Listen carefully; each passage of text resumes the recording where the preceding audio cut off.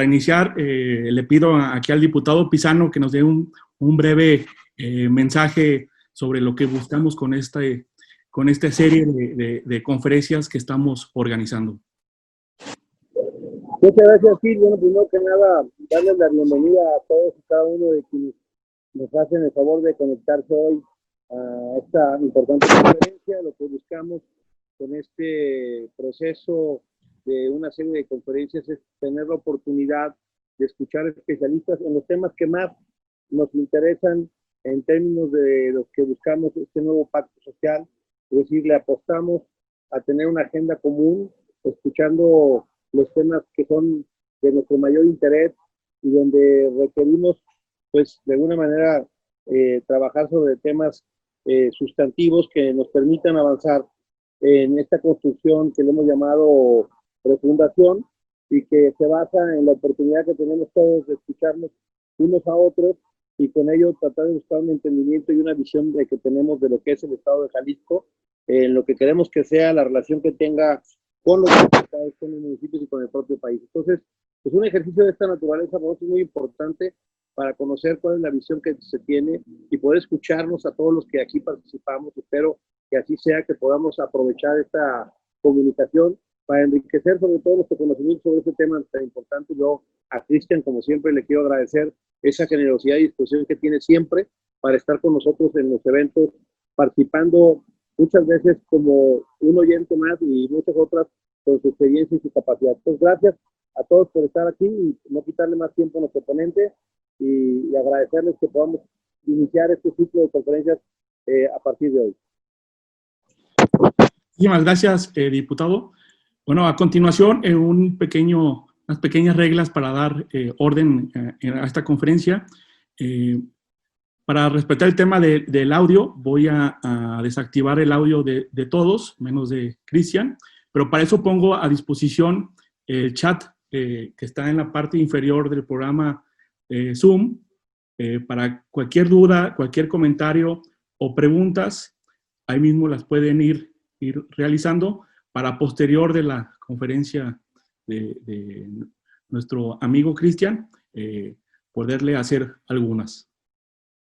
Entonces, continuamos aquí leyendo un poco de la semblanza de Cristian. Es licenciado en Derecho por la Universidad de Guadalajara, licenciado en Derecho y máster en Derecho Constitucional por la Universidad de Sevilla, máster en Ciencia Política y Derecho Constitucional por el Centro de Estudios Políticos y Constitucionales, máster en Derechos Humanos por la Universidad de Alcalá de Henares, España, actualmente candidato a doctor en Derecho por la Universidad de Sevilla y por la Universidad Nacional Autónoma de México. Docente de las asignaturas de Derecho Constitucional, Derecho Internacional Público, Derechos Humanos y Amparo en las Universidades de Guadalajara, de las asignaturas Evolución del Amparo, Derechos Humanos, Derecho Internacional de los Derechos Humanos y Sentencias de la Corte Interamericana en la Universidad del Valle de Atemajac, presidente fundador del Colegio de Abogados, Defensores de Derechos Humanos Jalisco. En su calidad de secretario técnico y ejecutivo, ha presidido la Comisión Interinstitucional contra la Trata de Personas, el Sistema Estatal de Atención a Víctimas, la Comisión Ejecutiva Estatal de Atención a Víctimas, el Consejo Estatal contra la Discriminación y el Mecanismo Estatal de Protección a Personas Defensoras de Derechos Humanos y Periodistas. Actualmente se desempeña como segundo visitador general de la Comisión Estatal de Derechos Humanos en Jalisco. Muchas gracias, Cristian. Público, es todo tuyo. Adelante. Pues muy buenas tardes a todos. Espero que se escuche con claridad. Primero, agradecer la inmerecida oportunidad a un querido amigo, a Héctor Pizano, diputado local, que tiene una alta responsabilidad. Siempre estaré puesto para discutir, para dialogar abiertamente, como lo haces tú, Héctor. Agradecerle a Gilberto Ortega y a todos ustedes que están presentes en este esfuerzo, que me da mucho gusto que se retome, que se reabra. Tal vez también es inmerecido que se reabra conmigo. Intentaré estar a la altura de las circunstancias. Por favor, permítanse todos en cualquier momento lanzar una pregunta, una intervención. Me gustaría que fuese más un diálogo, una interacción constante que solo una ponencia. trataré durante 25 minutos de compartirles algunas ideas y reflexiones, cosa que siempre es un gusto, y por supuesto totalmente abierto a las críticas, modificaciones, cambios. De eso se trata el diálogo, de disentir, de acordar, de reflexionar. Para mí es un gusto poder hacerlo. El evento, como ustedes saben, se llama La Refundación, el camino para construir un nuevo pacto social. La ponencia que me han ofrecido impartir es un nuevo diseño institucional para garantizar los derechos humanos y libertades fundamentales de los jaliscienses. Quien convoca es un colectivo conocido por todos nosotros que se ha esforzado durante el paso del tiempo y administraciones por ser un espacio de reflexión, todos unidos por Jalisco. No quiero dejar de mencionar que mi participación en este evento es en mi calidad de académico de la Universidad de Guadalajara, de la UNIVA, como profesor, como docente, como investigador. Es cierto que desempeño una función pública, pero mi posición bajo ninguna circunstancia implica o es la posición de la institución ni la reflexión. No soy un vocero de la institución, así es de que solo estoy para compartir con ustedes en calidad de amigos, en calidad de académicos, en calidad de interesados por la sociedad. Intentaré en los siguientes 20 minutos, son las 6:10, para dar oportunidad a la reflexión mutua, abordar 6 temas concretos, espero sean de su importancia y con gusto estoy para recibir cualquier comentario. Miren ustedes, en estos tiempos altamente convulsos, altamente complejos, no solo por los retos que enfrentamos como ciudad metropolitana o que enfrentamos como Estado o como nación, sino por los propios retos que enfrentamos a nivel global, los retos que nos haya puesto para ver cómo nos afrontamos la pandemia, la inseguridad, la pobreza. Es un tiempo justo para sacar pecho y para poder estar a la altura de las circunstancias. Intentaré darles algunas propuestas para la reflexión y me gustaría mucho que fuesen retroalimentadas. La primera de ellas, quiero poner como fundamento inicial que los derechos humanos han de ser respetados irrestrictamente, independientemente de cualquier propuesta política, mediática o de agenda. Es decir, los derechos fundamentales no están en discusión y su respeto irrestricto tampoco lo está. Luego entonces, en esta discusión podremos abordar todo. Lo que sí no podremos hacer es poner en cuestión el respeto irrestricto de los derechos fundamentales. ¿Por qué no? Porque es una exigencia del Estado contemporáneo. Sin ello, no tendremos Estado contemporáneo, que será uno de los puntos que abordemos. Pues bien, la clásica pregunta que todos nos podemos hacer es, ¿qué son los derechos fundamentales? Y a mis alumnos lo saben porque es la primera clase que abordamos en la Facultad de Derecho o en la maestría. Los derechos fundamentales son un conjunto de prerrogativas, un conjunto de derechos que pretenden proteger la dignidad de las personas humanas, siempre estar presente con ellas. Luego entonces, hay autores que dicen que es muy posible que los derechos humanos sean la mejor construcción cognitiva, la mejor construcción conceptual que hayamos tenido como humanidad. Su despegue viene después de la Segunda Guerra Mundial y tiene como principal fin ser la armadura de protección, ser las herramientas, las armas que cuiden a la dignidad de las personas. Luego resulta muy difícil definir qué es la dignidad de las personas y parece algo sobredado, sobrepuesto de común acuerdo, y eso no es así. Fíjense ustedes que la persona que ha construido mejor teóricamente el concepto de dignidad es alguien que ustedes conocen. Se llama Immanuel Kant. Immanuel Kant nos propone que los seres humanos, al ser entes únicos y específicos de este universo concebible, proyectable y percibible por nuestros sentidos, debe tener condiciones específicas, únicas. Es pues el ser humano, al ser único, debe tener una concepción única para él. Y el concepto de dignidad se crea específicamente para los seres humanos. Es decir, la gran mayoría y consenso de los autores jurídicos sostienen que la dignidad solo puede ser atribuida a las personas humanas.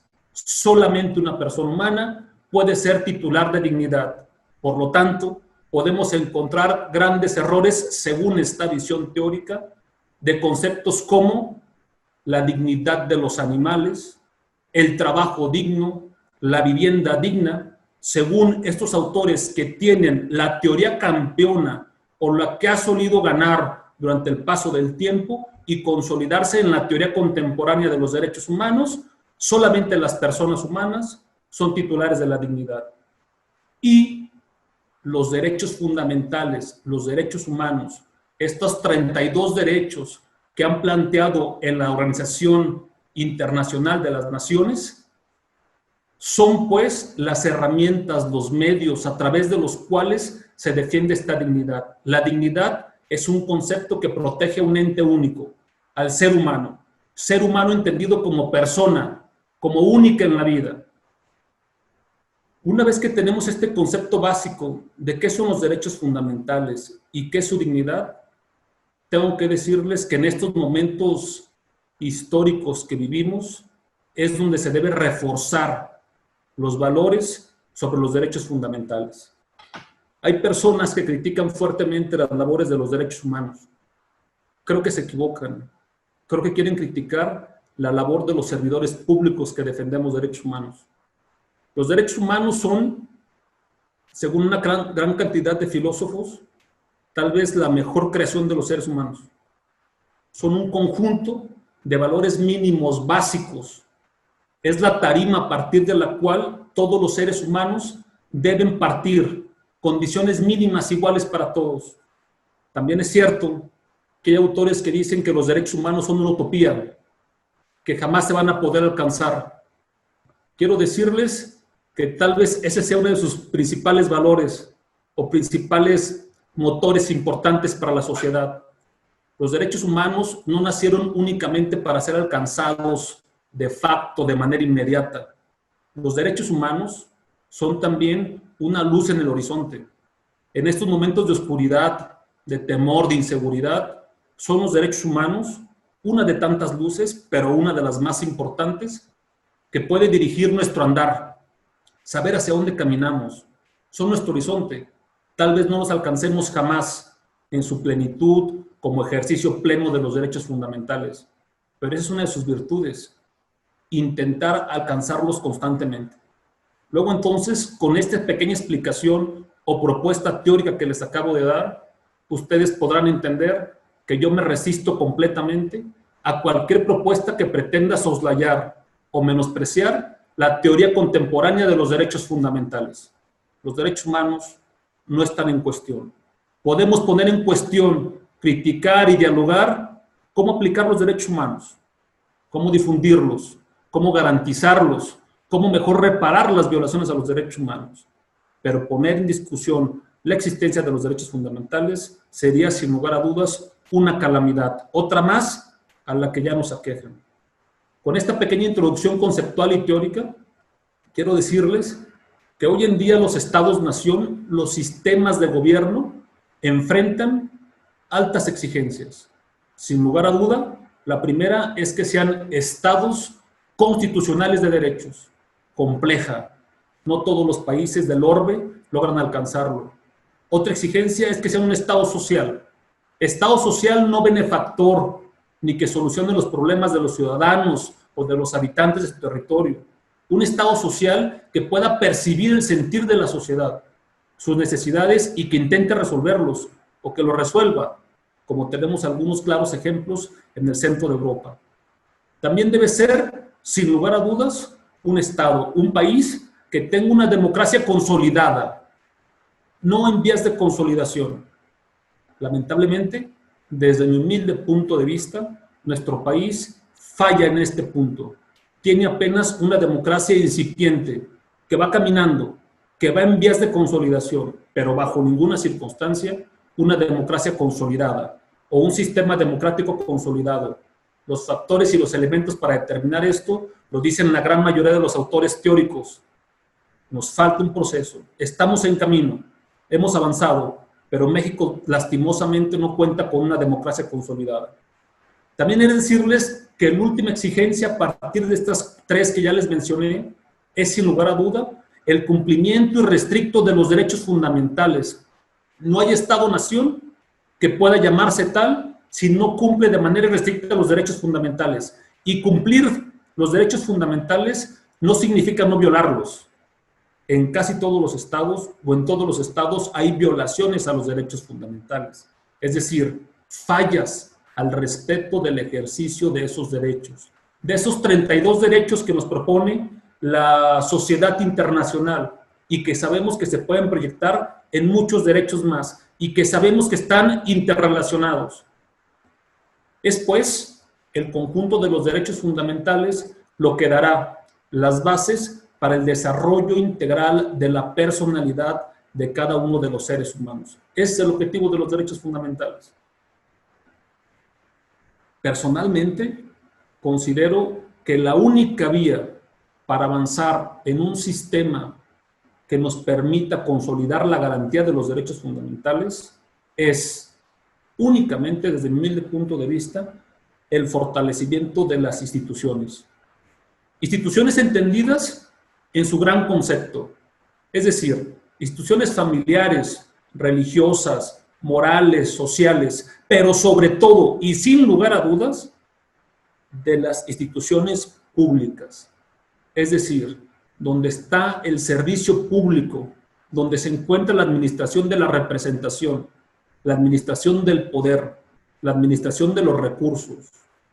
Existen algunas propuestas, incluso realizadas por representantes políticos y públicos, que pretenden menoscabar y soslayar el actuar de las instituciones. Gran equivocados están. El camino correcto es el fortalecimiento de las instituciones. Esa es la humilde propuesta que tengo para ustedes. Es decir, aún en la convocatoria a una nueva constitución, a un nuevo pacto, a una nueva teoría social, a nuevas políticas públicas, a una transformación, a una refundación, o a un cambio, o a un nuevo México, no importa. En cualquiera de las propuestas diseñadas, siempre habrá que haber, o tendrá que haber, un camino de vía, o una vía de fortalecimiento institucional. Lo que nos va a hacer grandes como país es tener instituciones sólidas, que no tambaleen ante el presidente de la República, que no tambaleen ante la elección de un gobernador, un presidente municipal o senadores. Las instituciones, la República, supera a sus servidores públicos y debe, tarde o temprano, servir a la ciudadanía. La propuesta es que fortalezcamos nuestras instituciones que ya tenemos, que se dedican a defender los derechos fundamentales. ¿Cuáles son? La Comisión Nacional y Estatales de Derechos Humanos, muy criticadas por su naturaleza, pero debemos entender que las comisiones nacieron para eso, para observar, para hacer crítica, para recomendar. No tienen por qué ser vinculantes sus resoluciones. Si fueran vinculantes serían tribunales. Esa no es la naturaleza de las comisiones de derechos humanos. Pero ya no están solas. Ahora tienen a consejos nacionales y estatales contra la discriminación. Tienen a comisiones contra la trata de personas. Tienen a comisiones de búsqueda de personas desaparecidas. Tienen a fiscalías de personas desaparecidas. Tienen a fiscalías de derechos humanos. Tienen también una gran herramienta, la Comisión Nacional y Estatales de Atención a Víctimas, la propuesta más novedosa de nuestro país. Nuestro país ha encabezado en muchas ocasiones propuestas legítimas, jurídicas, pero sin lugar a dudas, la más importante es la de Comisión de Víctimas en materia de derechos humanos. No podemos abandonarla. No podemos proponer que estas comisiones, todo este esquema, andamiaje, estructura, se borre de un día para otro. Hay propuestas muy serias de parte de funcionarios federales sobre desaparecer esta institución. Grosso error. Las comisiones de víctimas vinieron para pagar poco a poco la injusticia y el olvido hacia las víctimas de violaciones a los derechos humanos y de delitos. Por el contrario, no solo no deben ser desaparecidas, deben ser fortalecidas. ¿Qué propongo para que esta red de instituciones puedan atender mejor la problemática de nuestro país? Pues propongo claramente, número 1, que se fortalezcan procesos abiertos y transparentes para la designación de sus servidores públicos. No puede un titular de una dependencia designar de mutuo propio a todos sus servidores públicos. Nuestras instituciones tienen que caminar, tienen que evolucionar, y la evolución se llama servicio civil de carrera. No hay otra, lo conocemos, lo tenemos en la milicia claramente establecido y lo tenemos en el Poder Judicial Federal claramente establecido. Es el servicio civil de carrera uno de los grandes elementos que puede fortalecer a nuestras instituciones para mejor proteger los derechos fundamentales. Un servicio civil de carrera que nos permita quedarnos con los mejores perfiles. No tenemos a los mejores perfiles en la función pública, desafortunadamente. Tenemos algunos de ellos, hay claros ejemplos, pero los mejores perfiles no están deseosos de irse a la función pública, están deseosos de irse a la iniciativa privada. Sin embargo, debemos atraerlos. Mucha falta hace a nuestro país y a nuestro Estado de figuras que sean verdaderos estadistas. Están en proceso de construcción, lo están haciendo. Necesitamos estadistas y estamos viendo la posibilidad de tenerlos. Otra propuesta que tengo para fortalecer las instituciones como única vía para un nuevo diseño que ayude a los derechos fundamentales son, sin lugar a duda, la dotación de presupuesto. En la práctica totalidad de las democracias consolidadas, los órganos autónomos o con independencia de los poderes, de los tres clásicos, tienen un presupuesto constitucional otorgado. No es una cantidad, es un porcentaje. Eso debe establecerse ya. Es fundamental. Quiero decirles que la exigencia de transparencia y rendición de cuentas es fundamental. Lo que se llama accountability en otros estados.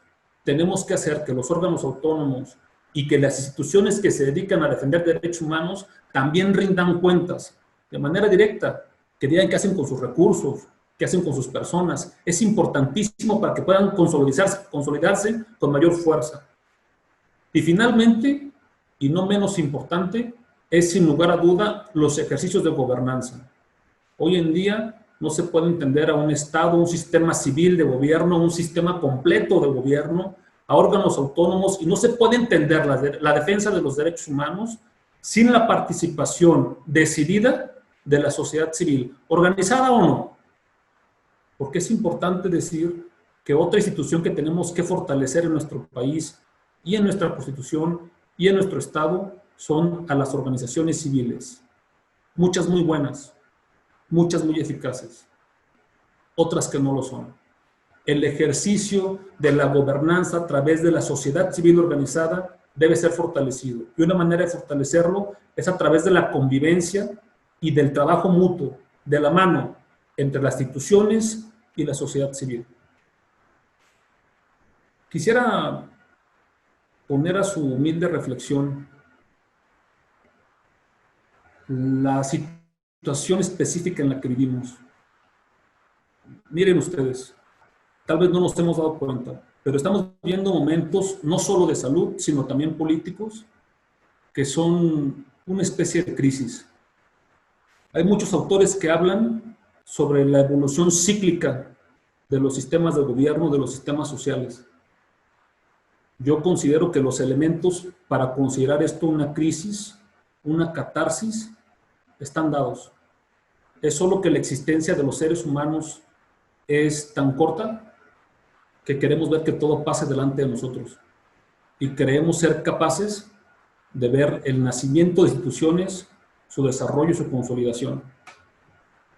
Mi propuesta es la humildad y intentar saber que a lo mejor solo somos parte de ello, una pequeña parte de un pequeño proceso que engrandecerá un proceso mucho más amplio que está directamente relacionado con un proceso histórico. Hoy en día, las dificultades que enfrentamos tienen que pasar sin lugar a duda por los derechos fundamentales. Me permitiré recordar algunas de las propuestas que ya he realizado para la propuesta política, para la reforma que existe, para este llamado a un nuevo pacto social. Dicho sea de paso, tengo que decir que defiendo fehacientemente la posibilidad de que en Jalisco seamos punta de lanza, que tengamos un ejercicio inédito, no como el del centro de la República, que se realizó con muchas dificultades. Jalisco siempre ha sido innovador, siempre ha ido adelante en muchos temas, y este puede ser uno de ellos. Por lo tanto, mi respuesta, como ya lo he dicho antes, a un nuevo pacto social? Mi respuesta es sí. ¿Por qué? Porque podemos, porque tenemos la autonomía, porque tenemos la soberanía para hacerlo. Y Jalisco puede hacerlo, es pujante, tiene una buena economía, tiene una buena población, tiene grandes personas y podemos lograrlo. ¿Por qué no proponer un nuevo pacto social, un nuevo llamado a todas las secciones de la sociedad para intentar hacerlo? Sin embargo, este nuevo llamado no puede dejar de ser con una serie de propuestas muy modestas que me permití proyectar y que ya las he comentado además. Número uno, este proceso de desarrollo constitucional o proceso de desarrollo social o legislativo no debe ser solamente una propuesta y una aspiración política. Por el contrario, debe implicar un deseo legítimo de colectar el sentir de las personas y de Jalisco, las más que se puedan. No sabremos si fue suficiente o no, pero tenemos que colectar el sentir de la mayor cantidad de personas. Número dos, debe implicar, como ya lo ha hecho y como debe seguirlo siendo, una deliberación profunda, todos los días, a todos los niveles. Es que la discusión para un nuevo pacto social no debe ser solamente de los entendidos, debe ser de toda la ciudadanía. Por eso es importante que los representantes políticos puedan llegar a toda la población. Número tres, es importante que este proceso o este proyecto de políticas públicas responda a las altas exigencias del momento histórico. Se necesita transparencia democrática, consenso. Número cuatro, es un tema que estamos sufriendo y que vamos a sufrir en las elecciones intermedias que vienen. No existe mayoría tal, no existe mayoría alguna que permita a alguna fuerza política soslayar y dejar de lado las verdaderas y legítimas participación de todas las personas. No importa que sea a nivel federal, ni que sea a nivel municipal. No existe una mayoría de curules que te permita de manera legítima soslayar la opinión de otras fuerzas políticas. Un alto riesgo en nuestra federación. Es importante que eso no suceda.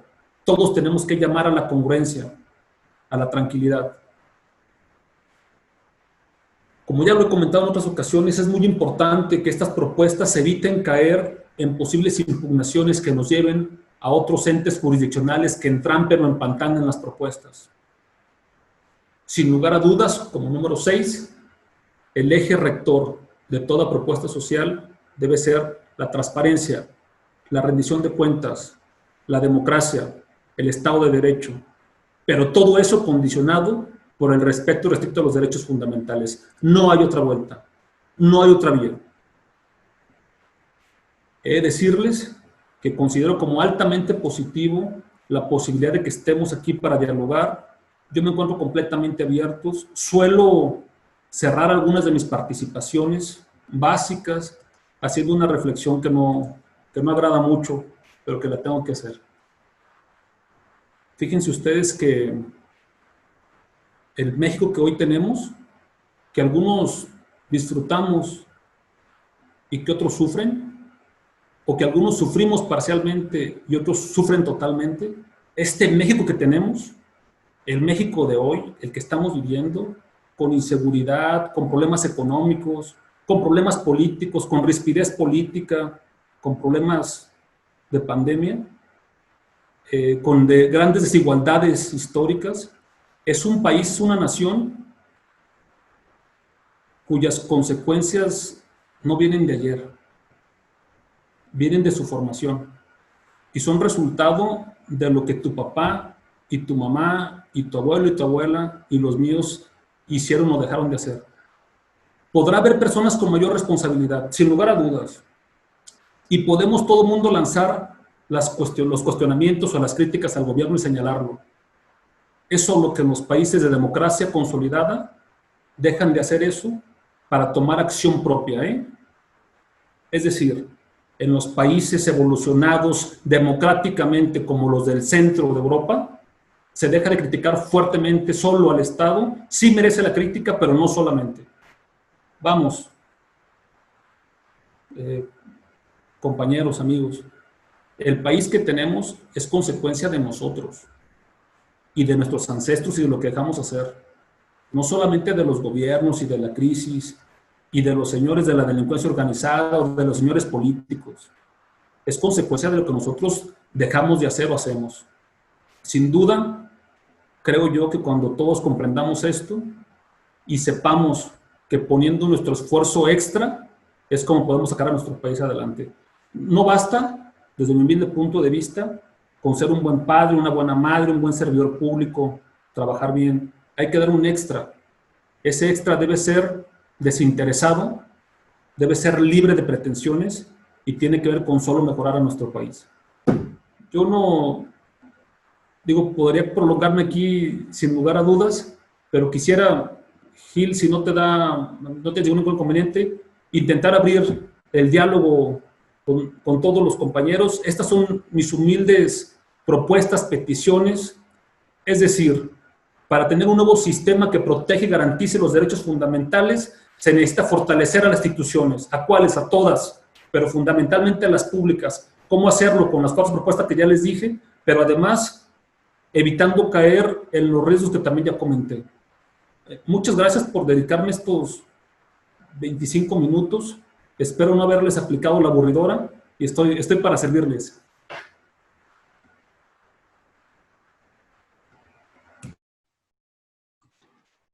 Muchas gracias, Cristian. Bueno, ya nos dio la oportunidad aquí el maestro Cristian de abrir el espacio para diálogo, discusión sobre lo que nos acaba de comentar. Si alguien tiene interés, por favor, lo puede comentar en el chat de aquí de la plataforma para poderle dar uso, hacer uso de, activar el audio. Y por mientras te voy leyendo, hay aquí dos preguntas que están en el chat. ¿Te parece, Cristian? Claro, adelante, amigo. A ver, el primero es de Juan Carlos. Comenta pregunta, ¿el derecho a buen morir debe ser considerado como un derecho humano? Y la segunda pregunta de Ileana Plasencia Aragón. Comenta, por naturaleza todos tenemos dignidad humana. Esta no se puede perder por motivo alguno, ¿cierto? Y Raúl quisiera hacer una intervención, pero ¿te parece si ahorita contestamos estas y ahorita le hacemos uso de la voz a Raúl? Claro que sí. Juan Carlos, no te identifico ahorita en la pantalla, pero puedo decirte que el derecho a morir no debe ser considerado, sino que ya es considerado un derecho fundamental. En algunos estados con mayor desarrollo legislativo, en otros con menor, pero sin lugar a duda, la voluntad anticipada y la muerte que han considerado en algunos países como la buena muerte son un derecho fundamental. Hay teorías que manifiestan que no es porque seas el titular de tu propia vida, sino porque tienes el derecho a decidir cuál puede ser el camino para el fin de ella. Muy pocas teorías justifican que puedas quitarte la vida. Teorías filosóficas, teorías naturalistas, humanistas, pero muchas de ellas sí explican cómo el sufrir debe ser limitado y cómo puede ser voluntades anticipadas o tomar decisiones en su momento, en casos específicos. Eso está muy evolucionado en el caso de España, en el caso de Alemania, de Francia.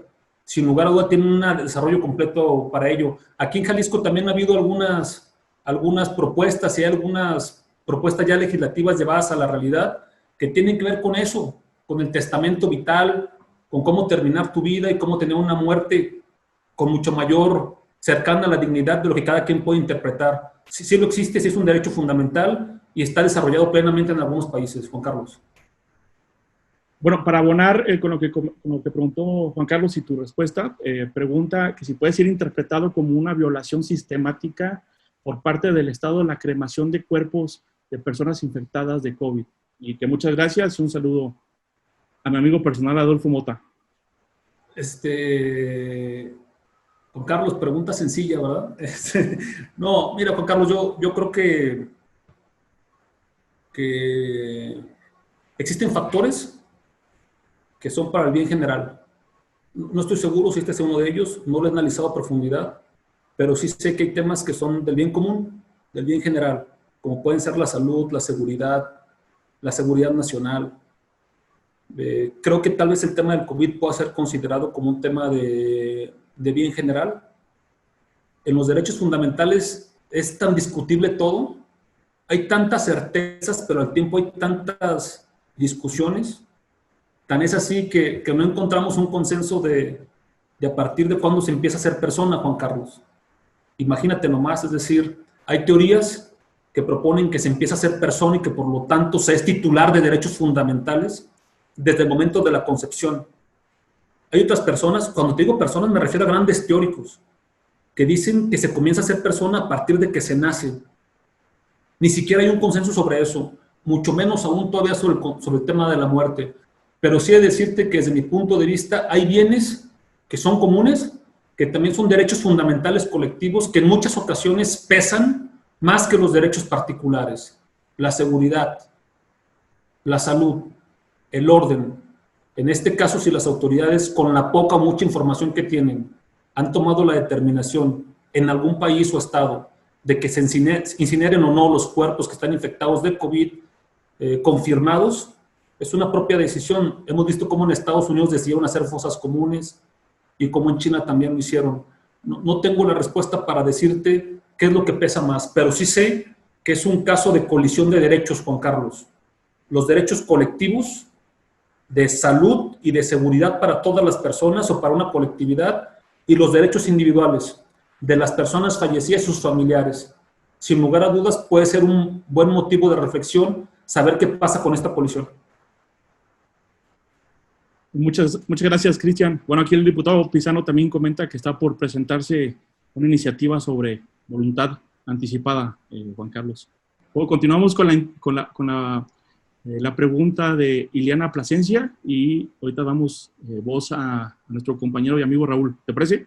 Sí, Ileana, mira, efectivamente todos los seres humanos tienen dignidad. Es una cualidad irrenunciable y restricta. No se puede otorgar.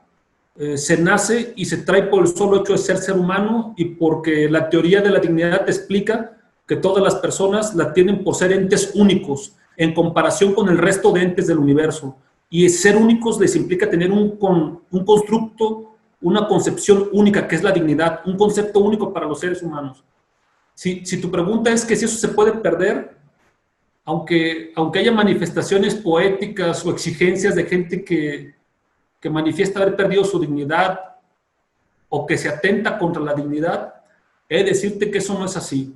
La dignidad es irrenunciable, irrestricta, permanece siempre con la persona. Lo que sí hay, Ileana, son violaciones a los derechos fundamentales que pretenden golpear el núcleo duro de la dignidad. Y es justo ahí donde debemos intervenir. Pero no, la dignidad no se pierde por ningún motivo, Ileana, ni por algún acto, ni siquiera propio. No hay posibilidad de que un ser humano pierda la cualidad de ser titular de la dignidad. Muchas gracias, Cristian. Bueno, hacemos uso de la voz a Raúl y Mota también tiene una pregunta. Adelante, Raúl. Gracias, Gilberto. Pues en principio, Gil, agradecerte la amable invitación a ti y al diputado Héctor Pizano por estos esfuerzos. Felicitar al maestro Cristian, compañero de muchas de estas batallas, y saludar a todos los amigos y amigas que nos ven aquí en este chat en tiempos de pandemia. Veo conectado a mi tocayo doble, Guillermo Raúl Cepeda Lejona. ¿Cómo estás, Memito? Oye, Gil, perdón, Cristian, yo siempre he tenido una duda y quisiera saber tu opinión. Yo tengo la mía, pero pregunto la tuya. No me quiero casar con lo que he escuchado y sí me gustaría me hicieras favor de opinar. ¿Cuál es la diferencia que tú encuentras entre los derechos humanos y los derechos fundamentales? Es muy común que se confundan y existe una línea muy delgada, independientemente de pensar que los derechos humanos pues son inherentes al ser humano desde que nace, pero siempre he tenido esa cuestión y nunca me queda como que perfectamente claro, y me encantaría saber tu opinión. Diferencia entre derechos humanos y derechos fundamentales. Gracias, Cristian. No, gracias a ti, Raúl, por hacer la pregunta. Te voy a decir algo, es una de las lecciones básicas de derechos fundamentales de teoría contemporánea de los derechos humanos, y también es mi opinión, aunque no significa que sea del todo cierto. Te voy a dar una explicación teórica, que es como lo manifiestan la gran mayoría de los autores. Mira, Raúl, los derechos humanos son un conjunto de prerrogativas que la comunidad internacional, es decir, el gran cúmulo de países, principalmente en la ONU, pero en diferentes organizaciones, han decidido que son los derechos principales, básicos, para que una persona pueda garantizársele su dignidad y pueda ser protegida. Regularmente se manifiesta que son 32, que son los regularmente reconocidos, y que esos 32 se pueden proyectar en otro tipo de derechos. Entonces, la diferenciación clásica es que los derechos humanos son los entendidos y aceptados por la gran mayoría de las naciones en nuestro mundo, en nuestro orbe. Es decir, es una construcción internacional. Los derechos humanos devienen o tienen su fortaleza después de la Segunda Guerra Mundial. Teóricamente, los derechos humanos se convierten en derechos fundamentales, Raúl, cuando pasan a una norma interna de un país. Es decir, no están en lo abstracto, no están en los tratados internacionales, convenciones, acuerdos ministeriales o en un acuerdo de una organización internacional, en donde los acuerdos son mínimos, son comunes. Imagínate la dificultad para que 198, 93, 94, los que sean países reconocidos, puedan llegar al común acuerdo de a partir de cuándo hay vida, o de si se puede interrumpir la vida según una determinación de un Estado, como una sentencia penal. Entonces, por esa dificultad, con diferentes familias teóricas, religiosas, jurídicas, se llegan a los derechos fundamentales como acuerdos básicos. Son los acuerdos mínimos, a los cuales, acuerdos comunes, a los cuales llegan todas las naciones, derechos humanos para toda la humanidad. Se convierten en derechos fundamentales a través de un proceso de positivización. Ojo, no confundir ese proceso de positivización con un proceso de escritura, porque no todas las naciones tienen sus constituciones escritas. Entonces, cuando pasan de un derecho internacional abstracto, amplio, de común acuerdo entre todos, a estar establecidos en las normas internas de una nación, se convierten en derechos fundamentales, porque dan fundamento al Estado, pero también porque son fundamentales para el actuar del Estado. Es posible, Raúl, que algunos de esos derechos humanos no lleguen a transitar en algún Estado correspondiente a ser derechos fundamentales. Te doy un ejemplo: el derecho humano a la renta mínima. Es decir, en la gran mayoría de los países de democracia consolidada y de economía consolidada, hay un derecho que tienen todos sus nacionales a recibir un ingreso mínimo seguro para toda su vida. El derecho fundamental a la renta mínima. ¿En dónde se cumple en Alemania? ¿En dónde se cumple en Reino Unido? ¿En dónde se cumple en Luxemburgo? ¿Se va a cumplir en nuestro país? Muy difícilmente, Raúl.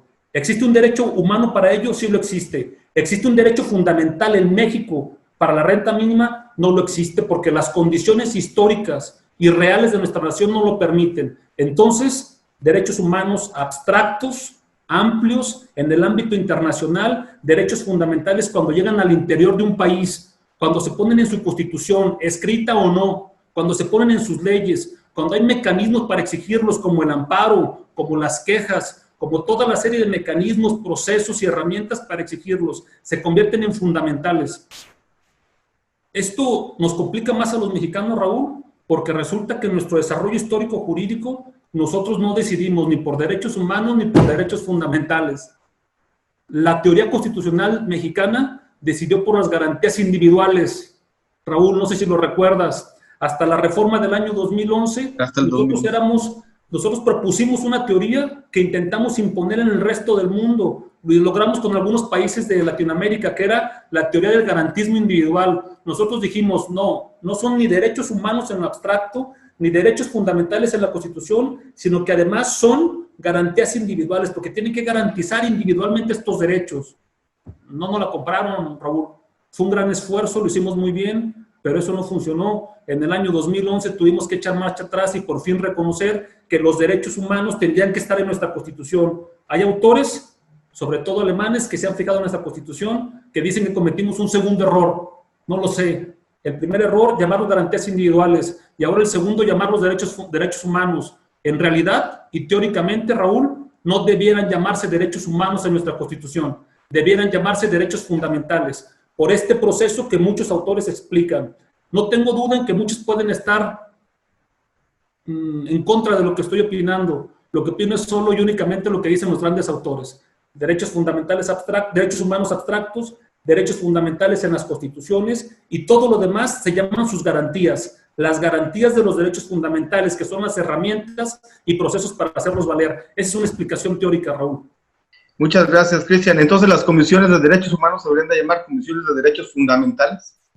Yo creo que las comisiones de derechos humanos deberían llamarse defensores del pueblo, o deberían llamarse, sin lugar a duda, comisiones de garantías para los derechos humanos. No lo sé. Y la propuesta de defensores del pueblo no viene de la propuesta de la federación, viene de su origen, el ombudsman, no solamente de Europa, sino también del resto de Europa, en donde no solamente del norte de Europa, sino del resto de Europa, en donde se propone que sean defensores del pueblo, no solamente defensores de la garantía de los derechos fundamentales, Raúl. Muchas gracias, Raúl. Muchas gracias, maestro Cristian. Bueno, aquí nuestro compañero y amigo Adolfo Mota tiene una pregunta dentro del contexto de una situación como la pandemia. ¿Cuál es el más adecuado rol por parte del Estado para evitar violaciones de los derechos humanos? O más puntualmente, ¿cómo se contribuye a preservarlos? Adolfo, quiero decirte que este tema ya fue abordado desde diciembre del año pasado, porque nosotros creemos que la pandemia nos llegó ahora en marzo, ¿verdad? Pero no, la Organización Mundial de la Salud lo estaba viendo desde diciembre del año pasado, lo veo con mucha certeza, con mucha certidumbre.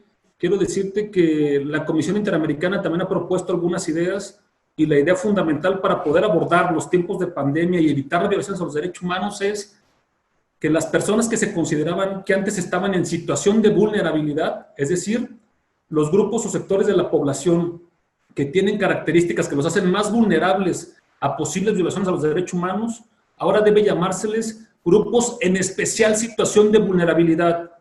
¿Quiénes son? Adultos mayores. ¿Quiénes son? Mujeres en lactancia o embarazadas. ¿Quiénes son? Personas de tallas diferentes. Recordemos que las tallas diferentes son en todos los sentidos. Talla baja, talla alta, talla delgada, talla con obesidad. También son personas migrantes, personas indígenas, personas refugiadas, personas enfermas con VIH, personas enfermas con trastornos importantes o graves a su salud. Entonces, una propuesta es que se les considere como personas en especial situación de vulnerabilidad. ¿Qué implica esto, Adolfo? No solamente el nombre, implica que los estados deben tener un reforzamiento en su actuar. En teoría, las baterías de los estados no deberían estar enfocadas a nada más en este momento que a la salud y a salvar vidas. Esa es la teoría. Es lo que tiene que hacer, en focalizarse en las personas en especial situación de vulnerabilidad, y también las instituciones. Por eso las instituciones no pueden parar. Debemos continuar, Adolfo.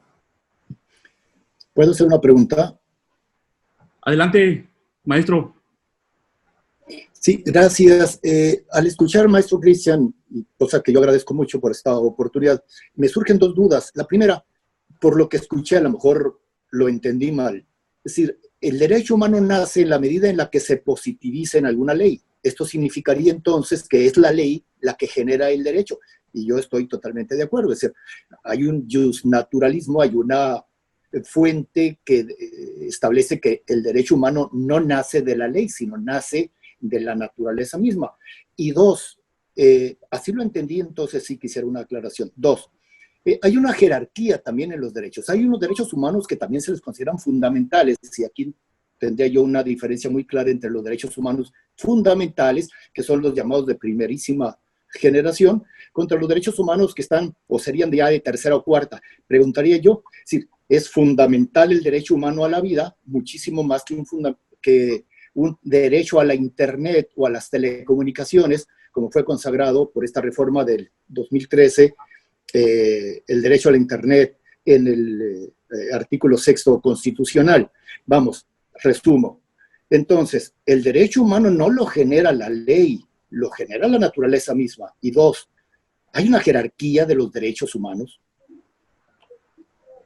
Maestro, muchas gracias por su pregunta, en extremo interesante. Primero debe hacer una puntualización. Los derechos que protegen la dignidad humana a las personas humanas, llámeseles derechos humanos o derechos fundamentales, efectivamente no ocupan una norma para que nazcan.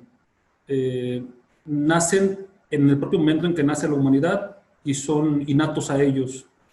También he de decirle, maestro, que esto depende de la corriente que se observe y se lea. hay dos corrientes que chocan virulentamente, en especial en materia de derechos humanos. Chocan en todas las materias, maestro, en todos los ámbitos del derecho. El justnaturalismo y el positivismo. Recordando que el positivismo sí es una teoría jurídica que nace en el derecho y que el justnaturalismo no nace en el derecho, nace en las ciencias naturales y se atrae al derecho. Por eso se le antepone el prefijo jus. Por eso no existe el juspositivismo. El positivismo es positivismo porque nace en las ciencias jurídicas. Sin embargo, como el naturalismo no nace en las ciencias jurídicas, al traerse al derecho, se le antepone el prefijo justnaturalismo.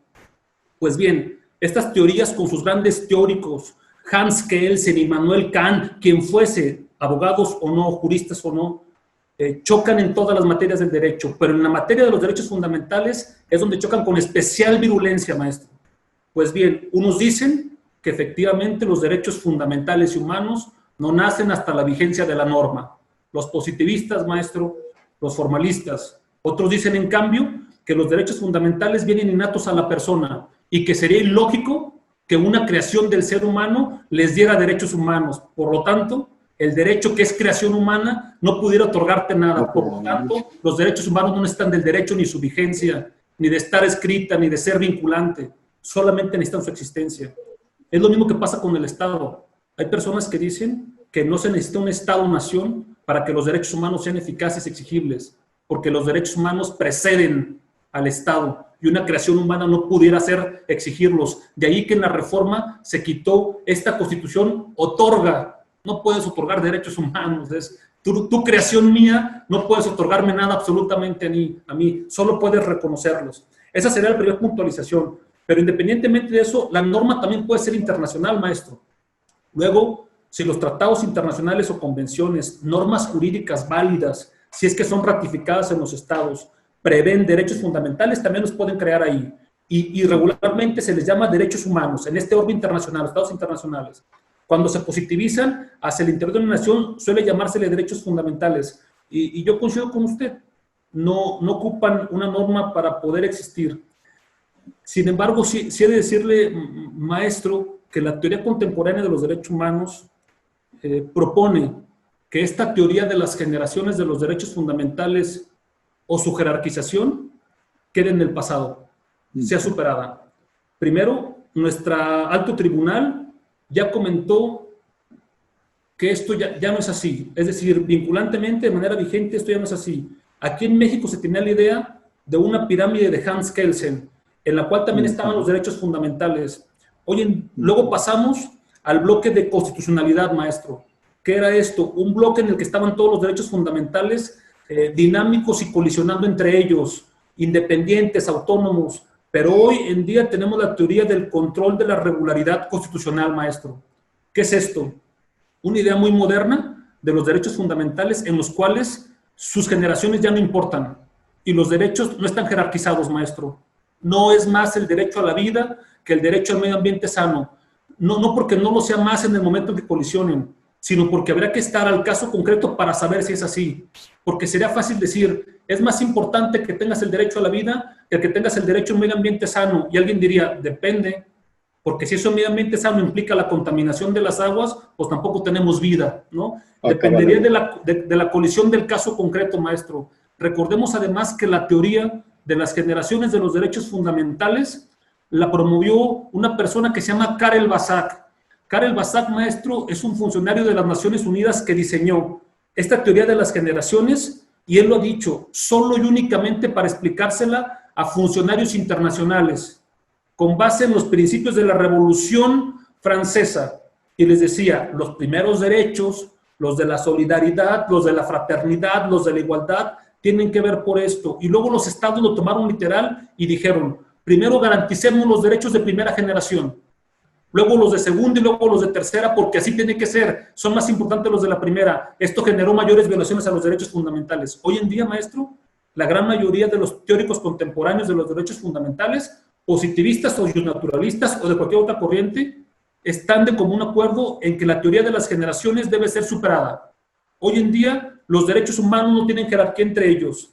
Se vinculan libremente, pueden ser de fuente interna o de fuente externa, internacionales o nacionales, y deben ser respetados por igual. Y debe observarse al caso concreto para saber qué derecho pesa más en la colisión, si es que llegaran a colisionar. La contradicción de tesis 293 del año 2011 de nuestro país es un claro ejemplo de ello. ¿Qué proponen, maestro? Proponen para estas colisiones y para su desentrañamiento principios muy generales. El principio pro homine, el principio de interpretación conforme, el principio de interdisciplinaridad, de interdependencia. Proponen una serie de principios que nos ayuden a analizar esto. Vamos, maestro, que hoy en día ya no hay principios o derechos fundamentales de primera, ni de segunda, ni de tercera. Todos son iguales, todos tienen igual valor, maestro. Magnífico, qué interesante. Muchas gracias, maestro. A usted, maestro. Muchas gracias, maestro José Barceló. Tenemos otras 3 preguntas en el chat. Una que a mí se me pasó, de la licenciada Angélica Delgado. Le pregunta, ¿considera usted que para la creación de un nuevo texto constitucional para Jalisco se deben tomar en cuenta conceptos emitidos por la Suprema Corte?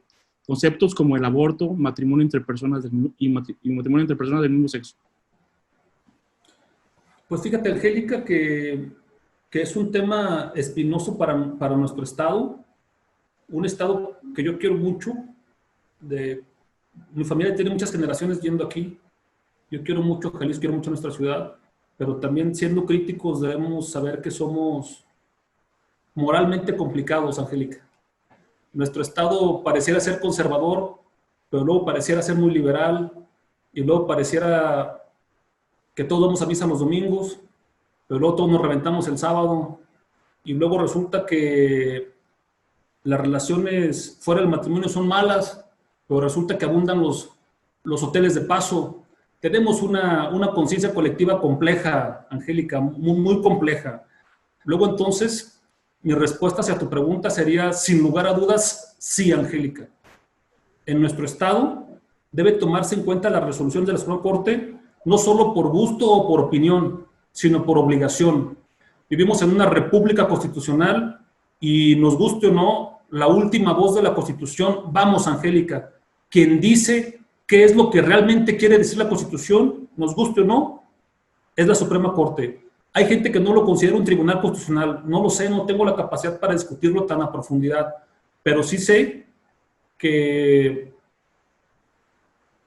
la decisión final sobre la vida, la interrupción legal del embarazo, el matrimonio entre personas del mismo sexo, debieran ser cosas que deben abordarse con total normalidad en todos los estados. Sin lugar a dudas, uno de los más difíciles para abordarlo es el nuestro. No tengo una respuesta de a cuál lado decantarme, pero sí te digo que tiene que abordarse definitivamente, tiene que discutirse. Son temas que no hemos sabido abordar en nuestra sociedad, Angélica. Muchas gracias. Tenemos un comentario respecto a la pregunta que realizó Juan Carlos y una última pregunta, y yo creo que con esto un mensaje de despedida del diputado Pizano, y con eso terminaríamos el foro. Continúo, leo rápido el comentario de Alfonso Galván. Dice que ninguno de los derechos humanos tiene valor, pierden sentido, si no se da la debida importancia al derecho a la vida. Aún no terminamos de hacer valer este derecho y ya nos preocupa el derecho a morir. El derecho al bien morir o eutanasia, como el aborto, se pretenden imponer en aras del desarrollo. Hasta lo que sé, no se puede concebir desarrollo sin el derecho a la vida, piedra angular de cualquier derecho. No se puede concebir una defensa de derechos humanos sin blindar al derecho más sagrado, que es la vida. Si me permites, Gil. Sí, adelante.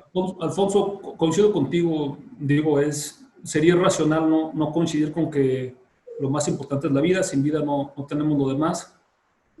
También he de comentarte que las teorías más evolucionadas respecto al respeto a la vida pretenden ir más allá y no solo quedarse en la discusión del sí a la vida, no a la vida, sino pretenden ir hacia la calidad de la vida. Es decir, hay autores que incluso llegan a considerar que la vida sin igualdad y condiciones adecuadas no es una vida como la que tenemos los demás, y es injusto que haya vida de primera y vida de segunda. Para eso hay que desarrollar algunas cuestiones legales, como pueden ser perfectamente esto. Yo no puedo decir estoy a favor o en contra del aborto, tampoco puedo decir si es una decisión de una persona o de la colectividad.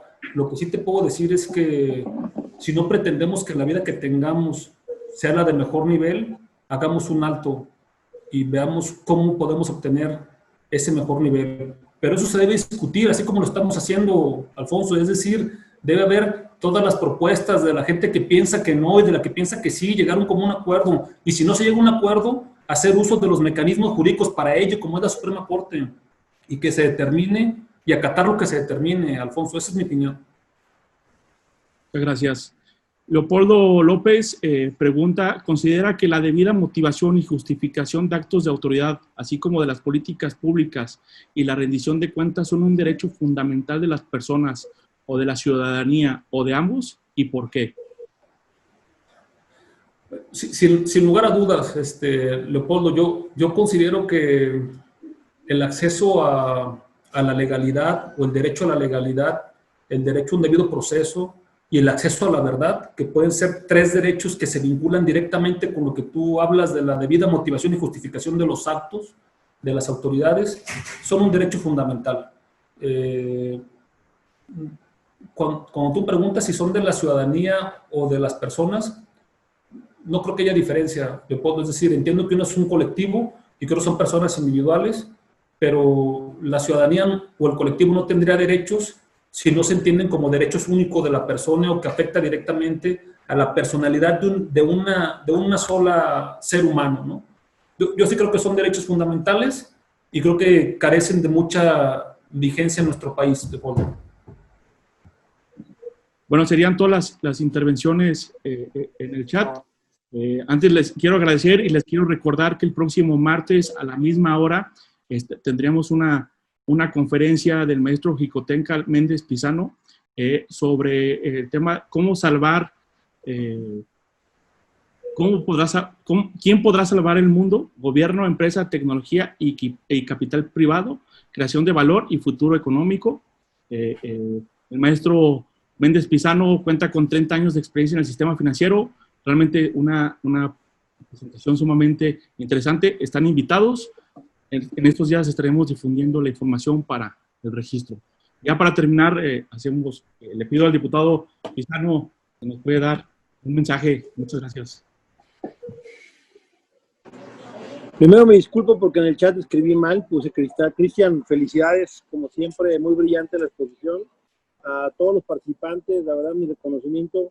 Qué importante es escuchar a gente con esta capacidad y con este bagaje, y quienes hoy, como tuvimos la oportunidad de escuchar, plantearon algunos comentarios y preguntas. Creo que esto nos enriquece a todos. La verdad, creo que se cumple el objetivo de este diálogo, que a todos nos enriquece en materias tan importantes como es hoy los derechos humanos o los derechos fundamentales, pero importante será también retroalimentarnos. Quienes tengan algún comentario que no lo hayan hecho el día de hoy, ojalá no lo hagan llegar, Gil, para que podamos tener su participación y su mensaje, su visión de esta agenda. Y una vez más, maestro Cristian, mi reconocimiento, la verdad, por tu generosidad, tu capacidad, pero sobre todo por esa sensibilidad que tienes y que espero que siempre conserves. Muchas gracias a todos. Muchas gracias, Gil. Gracias a todos por su paciencia, por escucharme. Espero no les haya quitado mucho tiempo. Estoy para servirles y gracias a todos por estar aquí. Gracias, Gil.